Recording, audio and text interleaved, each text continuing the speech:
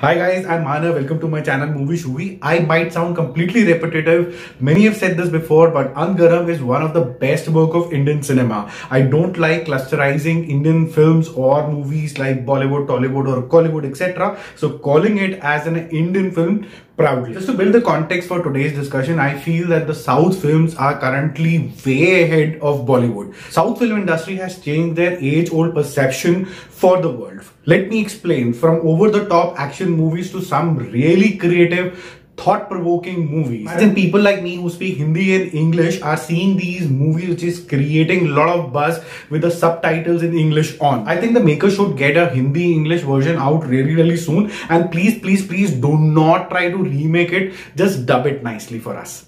Moving on to the review, Andhagaram, translated as darkness from a Tamil language to an English language. It's a supernatural thriller movie written and directed by Vigarajan, and I'm sure you must have not seen and will not see such a thriller for a very long time from now. Simply overwhelming. What great writing, guys, and the concept first of all by Mr. Vigarajan. So intriguing, engaging, and most importantly, it is original. I must compliment the screenplay here as well, which took us into the lives of the people shown in the movie itself.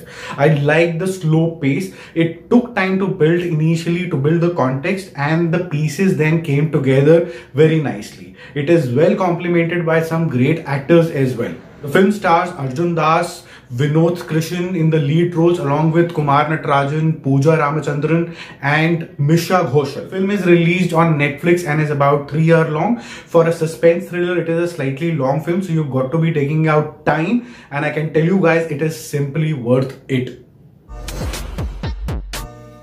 Now, talking about the story and giving you some bits of the plot, it is a story about 3 to 4 unconnected people who start experiencing some sinisters in their life. First person is Dr. Indran. Kumar Natarajan has played it, a psychiatrist whose family is killed while he loses his voice and therefore he is out of practice as well. Now he tries to find some other strange ways to still keep practicing and help his patients. I cannot tell further about, but otherwise it will expose the entire plot. Second person is Selvam, played by Vinod Krishan. He's a blind man who works at a public library, a son of a famous tantric, now an orphan. He needs some money for a kidney transplantation, so he agrees to cleanse a building with spirits. He uses some of the tricks that he has learned from his father. What happens next is seen in the film. I cannot tell you much about it. Vinod, played by Arjun Das, is the third character in the movie, a cricket coach. He is in a guilt because his best friend Pradeep is now suffering from a mental disorder because of him. Actually, he gifted him a book on tantrics to Pradeep, and after which this happened.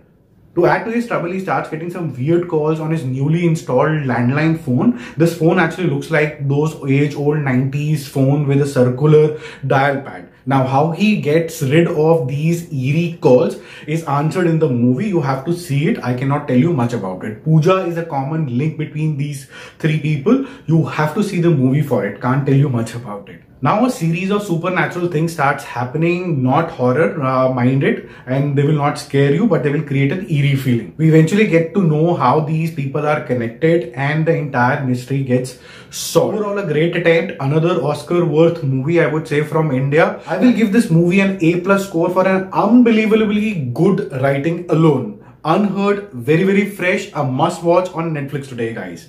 So see you tomorrow with another review. Take care. Bye.